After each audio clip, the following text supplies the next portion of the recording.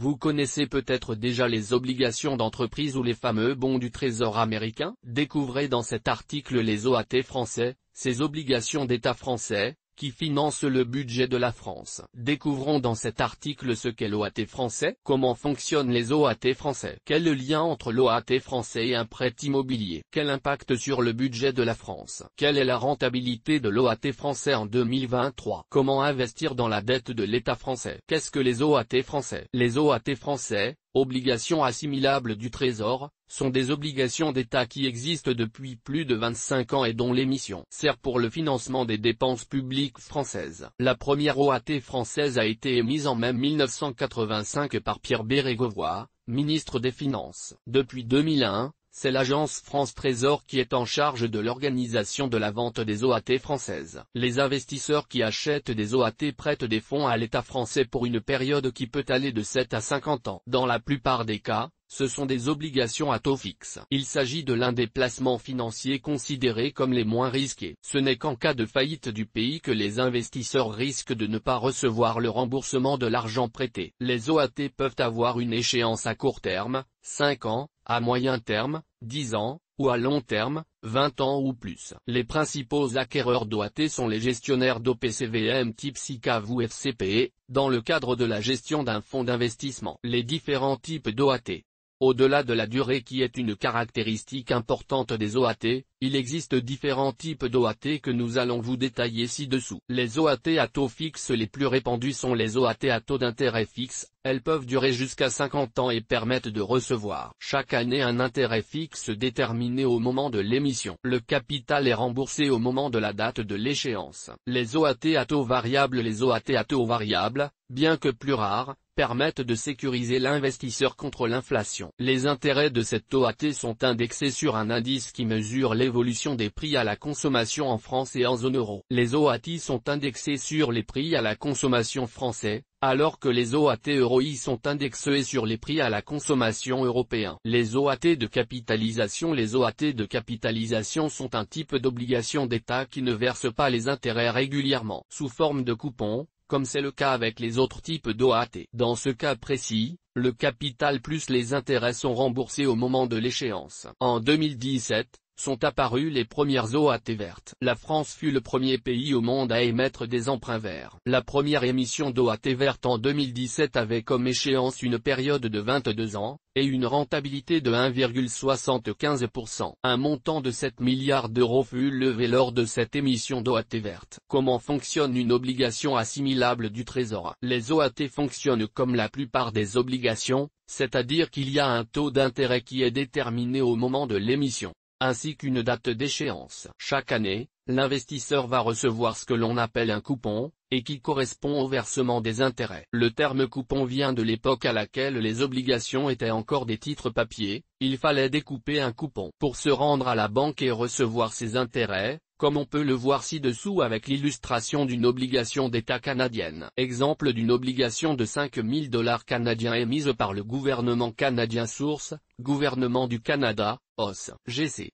Ça, de nos jours, les titres en version papier ont été remplacés par une version numérique que l'on peut acheter ou vendre sur la plateforme d'un courtier bourse. La particularité des OAT, c'est que ce sont des obligations assimilables, ce qui signifie que chaque nouvelle émission est rattachée aux émissions précédentes de même nature en ce qui concerne le montant nominal, le taux et la durée. Comme pour les obligations classiques, il est possible de les revendre de façon anticipée sur le marché secondaire. Attention quand même, car sur le marché secondaire le prix de revente est soumis à la mécanique des taux, typique sur le marché obligataire, sensible au changement des taux directeurs. Le paiement des coupons des OAT se fait en général tous les 6 mois. Crédit immobilier et OAT français, quel rapport? Le secteur de l'immobilier est impacté par le marché des OAT, bien qu'il n'y ait pas un lien direct entre les taux auxquels sont émises les OAT et les taux des crédits immobiliers. Les acteurs du secteur bancaire utilisent souvent les taux des OAT à 10 ans pour fixer les taux des crédits immobiliers. Il existe donc une influence entre les taux déterminés pour les émissions d'OAT et les taux des crédits immobiliers à venir. La corrélation n'est vraie que dans ce sens. Ainsi, les taux des crédits immobiliers n'ont aucun impact sur le taux des OAT. Le point commun entre les taux des crédits immobiliers et les OAT françaises, c'est en fait l'inflation. En effet, dans un contexte d'inflation, la hausse des taux directeurs vont amener les banques à emprunter plus cher auprès de la BCE. Elles vont donc ensuite chercher des investissements qui rapportent au moins le même taux, idéalement plus. Une émission d'OAT à un taux inférieur au taux directeur de la BCE risquerait de ne pas trouver preneur auprès des banques. En ce qui concerne les taux des crédits immobiliers,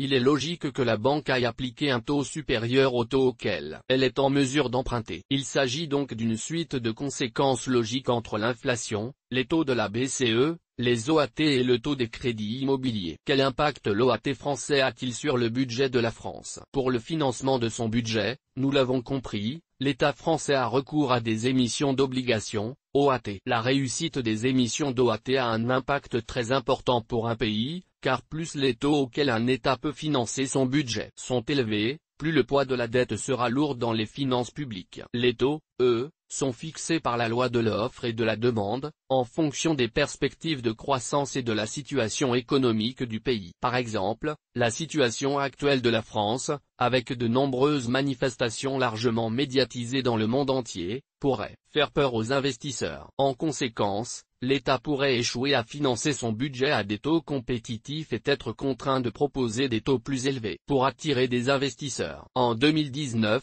les taux des OAT 10 ans étaient négatifs, moins 0,4%, une situation inédite qui était favorable et qui permettait à l'État français d'emprunter plus. Pour 100 € empruntés, l'État français n'avait que 99,60 € à rembourser, encore mieux que les prêts à taux zéro. Il faut savoir que les emprunts d'État fonctionnent en roulement, c'est-à-dire que quand l'obligation arrive à échéance après 10 ou 15 ans, l'État emprunte à nouveau pour rembourser le capital. Finalement, l'État ne paye que les intérêts, et l'inflation érode la dette au fil des décennies. Dans un contexte de taux négatifs, un État devrait donc en profiter pour emprunter au maximum pour financer le développement économique du pays. À l'inverse, une augmentation trop importante des taux peut être dramatique. Dans les cas les plus extrêmes, comme avec la Grèce en 2015 qui devait proposer une rentabilité de 15% pour financer son budget, le pays risque la faillite. Avec l'inflation et la hausse des taux directeurs, le taux des OAT 10 ans françaises sont autour de 3% en 2023. Pour mesurer la conséquence d'une telle hausse, il faut savoir qu'en 2023 les intérêts liés aux emprunts en cours représentent 51,7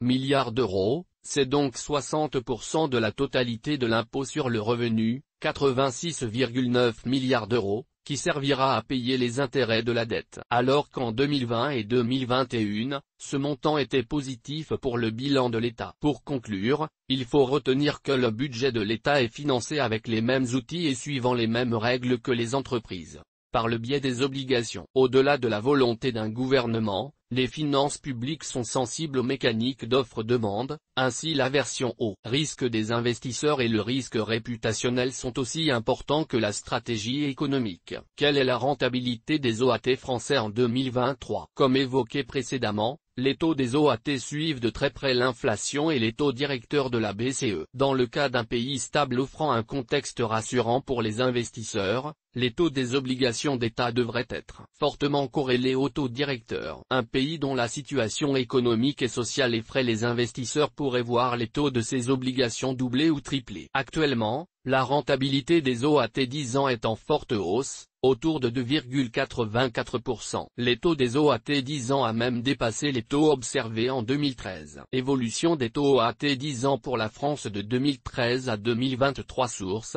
Agence France Trésor. Si les taux devaient être amenés à baisser dans les années à venir, les OAT actuels devraient constituer des investissements intéressants à long terme. Attention, les OAT ne sont pas éligibles au PEA. Il faut donc prendre en compte la fiscalité du compte-titre dans le calcul de la rentabilité. Qui peut investir dans les OAT français et comment? Quels sont les risques?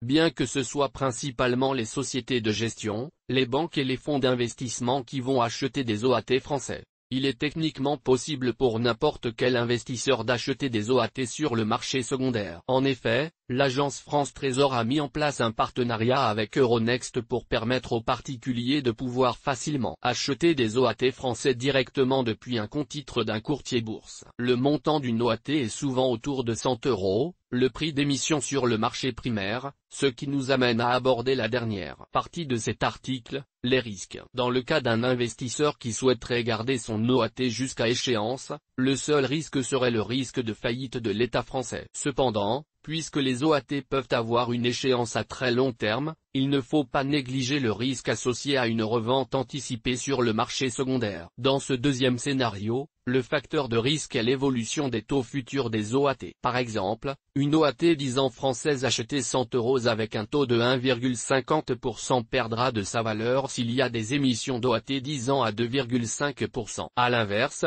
cette même OAT française prendra de la valeur si les prochaines OAT 10 ans sont émises au taux de 0,50%. C'est sans doute la raison pour laquelle les OAT 10 ans sont nettement plus populaires que les OAT 30 ou 50 ans. Source des images, Freepik. Toutes nos informations sont, par nature, génériques. Elles ne tiennent pas compte de votre situation personnelle et ne constituent en aucune façon des recommandations personnalisées en vue de la réalisation de transactions et ne peuvent être assimilées à une prestation de conseil en investissement financier, ni à une incitation quelconque à acheter ou vendre des instruments financiers. Le lecteur est seul responsable de l'utilisation de l'information fournie, sans qu'aucun recours contre la société éditrice de Café de la Bourse, comme ne soit possible.